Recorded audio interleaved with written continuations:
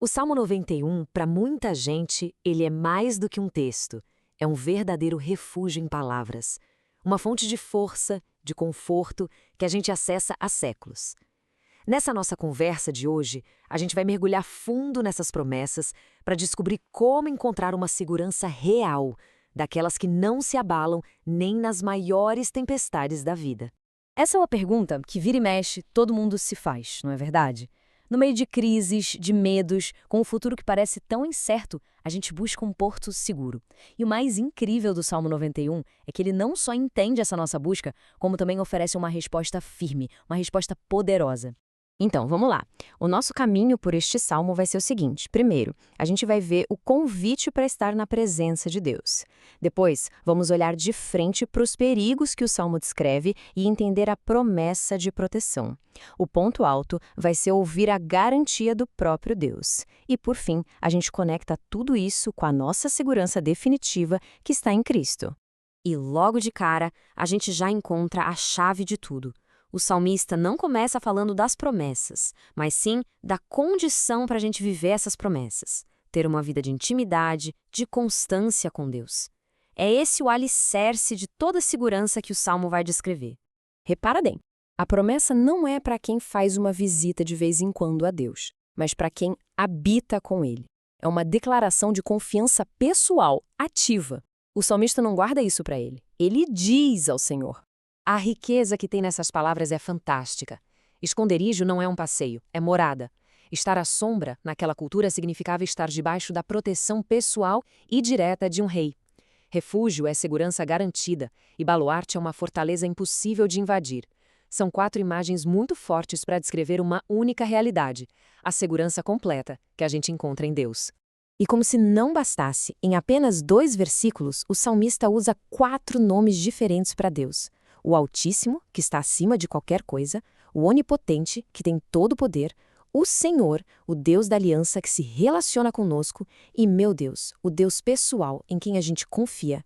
É como se ele estivesse pintando um retrato completo do caráter de Deus como nosso protetor. Mas vamos ser realistas. Essa segurança não acontece numa bolha. O Salmo não ignora os problemas. Pelo contrário, ele encara os perigos de frente, mostrando que a proteção de Deus não é algo teórico, mas serve para ameaças bem concretas.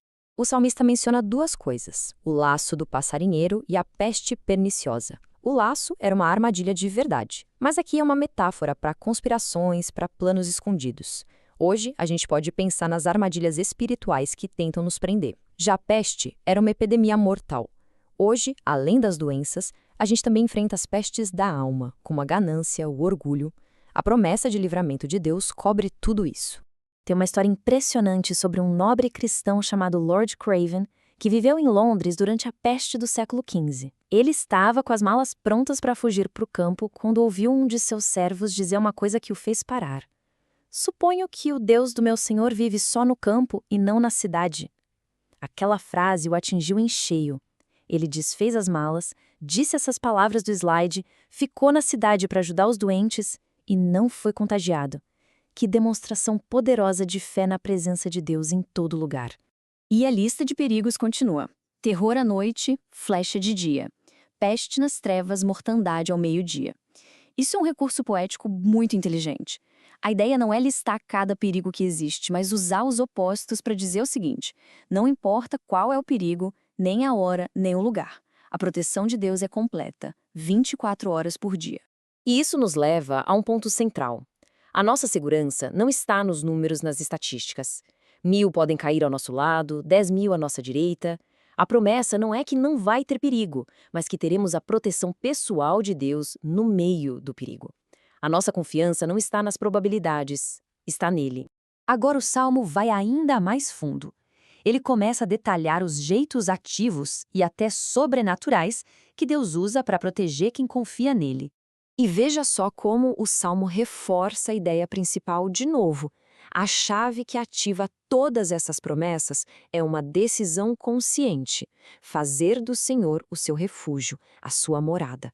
É sobre ter um relacionamento ativo e intencional. E aqui tem um momento na Bíblia que é fascinante. O próprio Satanás usou este salmo para tentar Jesus lá no deserto. Mas preste atenção na malícia dele. Ele omitiu um pedaço crucial da frase, para que o guardem em todos os seus caminhos. A proteção de Deus é para o caminho que Ele preparou para a gente, e não para quando decidimos testá-lo de forma imprudente. Jesus, claro, percebeu a armadilha na hora e respondeu com a própria Escritura. E a promessa vai além da defesa. Ela fala de vitória. Pisar o leão, que representa a força bruta, e a cobra, que simboliza o engano, a astúcia. É uma promessa de domínio total sobre as forças espirituais, tanto as mais ferozes quanto as mais traiçoeiras.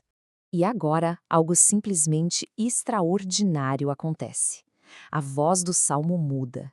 Não é mais uma pessoa falando sobre Deus. É o próprio Deus que assume a palavra para nos dar a sua garantia pessoal. Dá para sentir a ternura nessas palavras. A promessa de Deus é para aquele que se apegou a mim com amor. Não se trata de perfeição, mas um coração que é devoto a Ele. E a resposta a esse amor é o livramento e a proteção que vem diretamente da fonte. E o que vem agora é muito forte por causa da repetição.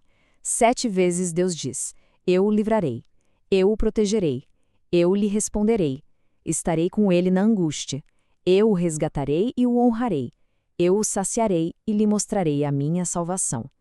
Isso não é uma lista de talvez, é uma declaração de intenção divina. É um pacto de cuidado total. E, finalmente, a gente chega ao ponto central para nós hoje. Como cristãos, a gente lê todo este salmo através de uma lente definitiva: a pessoa de Jesus Cristo.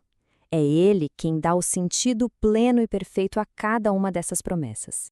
Jesus é o nosso refúgio. É Ele quem esmagou a cabeça da serpente, conquistando a vitória final. Nele, a promessa de ser exaltado por Deus se cumpre perfeitamente. A segurança do Salmo 91 não é só uma ideia bonita, é uma pessoa, Jesus Cristo. E a salvação que Ele nos oferece é um presente, que a gente recebe unicamente pela graça, por todo aquele que crê nele como seu Salvador e Senhor. E assim, a pergunta final fica para cada um de nós. Se a verdadeira segurança não está nas circunstâncias que mudam o tempo todo, mas na presença imutável de Deus em Cristo, como é que isso transforma a maneira como a gente encara o medo e a incerteza no dia a dia? Essa é a verdade poderosa que o Salmo 91 nos convida a não apenas ler, mas a habitar.